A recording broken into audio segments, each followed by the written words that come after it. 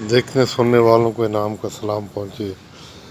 دوستو، آج ہم آپ کو بتائیں گے کہ پروفیشنل فوج کی کیا نشانیاں ہوتی ہیں اور ہیجڑوں کی فوج جسے امپورٹنٹ آرمی کہتے ہیں اس کی کیا نشانیاں ہوتی ہیں، اور یہ بھی آپ کو بتائیں گے کہ 5th جنریشن وار کون لوگ چوز کرتے ہیں اپنے دشمن پر۔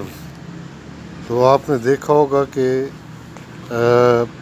پاکستان پر ایک سرجیکل اسٹرائک کا ڈرامہ رچایا گیا اور پھر بھارت نے پاکستان کا ریزالو دیکھا، اس نے کہا تھا کہ ہم سوچیں گے نہیں، اور پھر ایک سرجیکل اسٹرائک کے جواب میں 2 جہاز گرائے گئے، پائلٹ پکڑا گیا، پھر رحم کرتے ہوئے چھوڑ دیا گیا، اور اسی خوف میں بھارت نے اپنا ہیلی کاپٹر تباہ کیا۔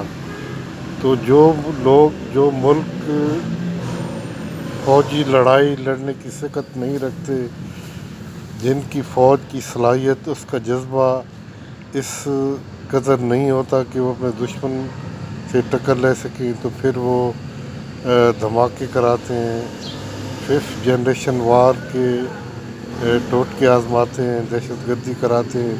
یہ ایک نشانی تھی ایک بزدل آرمی کی۔ اس کے مقابلے میں پاکستان آرمی نے کبھی بھی سویلین اٹیکس نہیں کیے، نہ کرائے بھارت میں۔ وہ ہمارے LOC پر ہماری طرف کے شہریوں کو نشانہ بناتے ہیں، آج تک ہم نے ایک بھی LOC کے اس پار کسی گاؤں پر کسی شہری کو نشانہ نہیں بنایا۔ یہ تھی پروفیشنل آرمی کی پہچان۔ اب ایک میں اور آپ کو بتاؤں کہ انڈیا، چائنا اور پاکستان میں فرق کیا آرمیز کا۔ انڈیا چائنا کی بات کریں تو ان میں فرق ہے ٹیکنالوجی کا۔ Chinese army highly technical army ہے، اس کی ٹیکنالوجی کا بھارت سے کوئی مقابلہ نہیں، اور یہی فرق ہے اس کی آرمی کا کہ ٹیکنالوجی کا مقابلہ بھارت نہیں کر سکے گا، اور اس میں اس کو وننگ ایج چائنا کو یہی ہے۔ اب اگر بات کریں پاکستان اور انڈیا کی آرمی کا، ان میں کیا فرق ہے۔ پاکستان آرمی ٹیکنالوجی میں بھارت سے کم نہیں ہے، تعداد میں بے شک کم ہے، لیکن یہاں پر فرق ہے ایک سوچ کا، ایک فلسفی کا، اور اس کا اظہار بھی ہے۔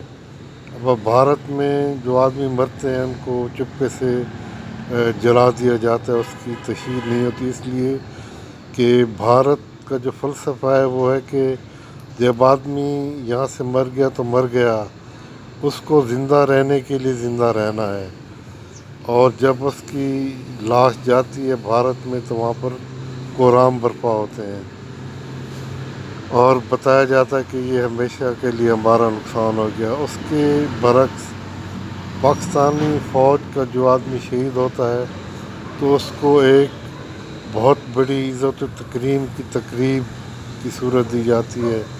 ہم اپنے شہداء کی لاشوں کو چھپاتے نہیں ہیں، ہم ان کی وہ ہمارے لیے جذبہ اور یونٹی کا باعث بنتے ہیں۔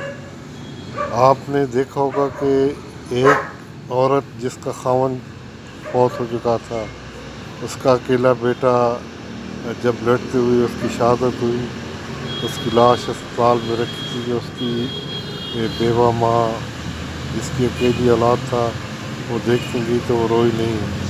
اس نے کہا کہ قوم کو پریشان ہونے کی ضرورت نہیں، ابھی پٹھان مائیں زندہ ہیں۔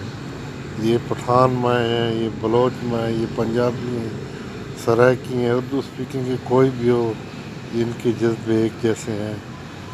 تو ایک اور میں آپ کو بات بتاؤں کہ پاکستانی فوجی جب محاذ پر جاتا ہے تو وہ نہا کر جاتا ہے۔ کسی نے پوچھا کہ نہا کر کیوں جاتے ہیں، تو اس نے کہا کہ ہو سکتا ہے کہ میری شہادت ہو اور پھر میری لاش انہی کپڑوں میں دفن کی جائے۔ اسے وضو غسل نہ کرانا پڑے، جو متوفیوں کو یا جو شہید ہونے والوں کو کیا جاتا ہے۔ تو یہ جذبہ ہے بھارت کا اور ہمارے درمیان۔ تو یہ جذبے اس کی تو کوئی مثال ہی نہیں ملتی۔ بھارت ایک مشرق ملک ہے اور ہم ایک مسلمان۔ مشرق لوگوں کو تو پاکستان یا مسلمانوں کی جو ذہنی کیفیت ہے اس کا اندازہ ہو ہی نہیں سکتا۔ وہ سوچ ہی نہیں سکتے کہ چونڈا کے میدانوں میں کس طرح انہوں نے جسموں پر بم باندھ کر ٹینکوں کے نیچے لیٹے تھے۔ یہ جذبہ ان کی تصورات سے بھی ماورا ہے۔ تو یہ جنگیں ہماری ماشاءاللہ ٹیکنیکل فوجی صلاحیت بھی ہے اور یہ جذبہ بھی ہے۔ اب اس جذبہ کا اظہار اس وقت ہوگا جب بھارت ہم پر حملہ کرنے آئے۔ ہم تو کہہ رہے ہیں جرأت ہے تو ہم پر حملہ آور ہو، لیکن ان لوگوں میں ایسی جرأت ابھی نظر نہیں آ رہی۔